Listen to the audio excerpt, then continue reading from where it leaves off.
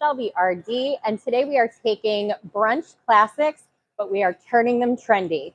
So I have a deviled eggs that we are turning into lox and schmear sliders, and then I have these Japanese souffle pancakes, which you've probably seen, and they are such an easy way to elevate pancakes because your eggs are doing all the work. So what I have here in the mixer on high, I beat 3 egg yolks and beat them until they were a little bit thickened, almost like a pudding consistency, and they got light and fluffy. And then to that, I added 1/3 cup of whole milk and 1/2 cup of cake flour. You need that thinner flour because these are that souffle pancake. So we don't want anything weighing it down. We don't want anything too heavy. Then I took the other parts of my eggs, 5 egg whites, and we've got these stiff peaks. You want to be able to turn it upside down and they're not coming out. That's what we want because that is where the structure is coming from in these pancakes. Now, you also want to add 1/2 teaspoon of cream of tartar. This is important because it helps to lend to the stability. Also, it is not a dairy ingredient. It's a mineral, just an FYI. And we also have 3 tablespoons of sugar in here, which also helps with that stability. So to this is an important part. We're going to add this together. So we are taking all of those egg whites and we are gently taking the spatula and we are going to put them in. Now, obviously, you are going to lose some of this height as you mix in the egg yolk mixture with the egg white. That's okay. We just want to have some air incorporated. So this process can be a little bit daunting, but you just kind of go around and round and fold. You'll start to see the ribbons of yellow moving through the white, and that's exactly what you want. But you do want to wait until it looks more cohesive than this, that it's not just, you know, the streaks of yellow and white. We are looking to combine it all. So just don't do it super fast. You just want to slowly go around, and you can see we still are maintaining a lot of that height. You also want to make sure you're digging to the bottom and going over, so that way you are lifting up any of the egg yolk mixture, and you are just getting that beautiful light pale yellow. And if you've ever made meringues, very similar process. And it's just really nice because what I like about these pancakes is you actually are getting a ton of protein in them from all the eggs, which is really nice to balance out with the cake flour and whatnot. All right, we're almost there. Couple more good turns. All right, we are good. So we have a nice consistent pale yellow in our pancakes. Now, there's a couple different ways you can do this. If you want, you can use a single cast iron, put the entire batter in there, and you can do it in the oven. I am going to make an attempt to do it in the frying pan. We'll see how it goes. You should be able to do it. I am, though, and something I always do no matter what kind of pancakes that I'm making, I am going to use a little bit of butter to get that nice browning on the pancake and also to help with it sticking, with flavor, all that good stuff. All right. I really do think a little bit of butter is the key to a perfect pancake, if you're asking my opinion. All right. So we're kind of just going to take a little scoopful, and we're just going to fluff it down, and we're just going to pat it. And we'll do one more.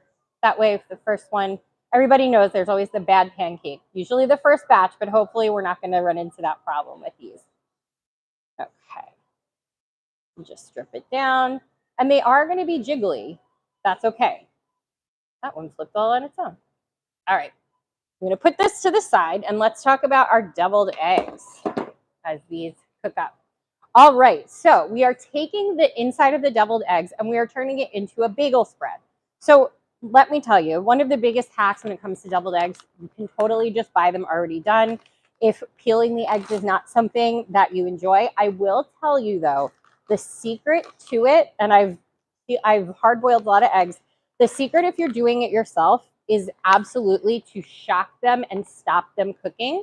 What I do is I bring the water to a boil. Once it's boiling, I put the lid on for 10 minutes, let them rest, and then immediately you want to put them in an ice bath to stop the cooking. And then I usually peel them in the water, and I find that that works pretty well. But like I said, if you get super frustrated with doing your eggs that way, just buy them already done, and you have cut yourself out in time, big time. All right, so I am just cutting these eggs in half. And then I am going to take, we'll do the, what is this, teaspoon? Yes. And just kind of melon ball those egg yolks out. I love making deviled eggs. I think they're actually a really fun way to get creative. I know I've made them before with goat cheese in the filling. Doesn't always have to be the traditional with something that you know really well. It can be really fun. And you'll see when we finish these, it is so cute. Got to make sure I check on my souffle pancakes. We don't want to burn them. Let's see if we can flip them easily. Oh, all right. So I burned it, but we're getting the right structure. That's okay. All right. Let me see if I could lower the heat. But as you can see, they're not deflating. We still have that nice, jiggly, fun, Instagram-worthy, YouTube-worthy jiggle. And you could always, like I said, you can always put them in the oven to just finish them cooking. That's what I do a lot of times if with the pancakes, I've got the browning that I want on either side. Whoops. But I don't have the inside as cooked as I want. Just put them in the oven really quickly so that you don't ruin the look of your pancake. And then you can batch cook them a little bit faster. Okay.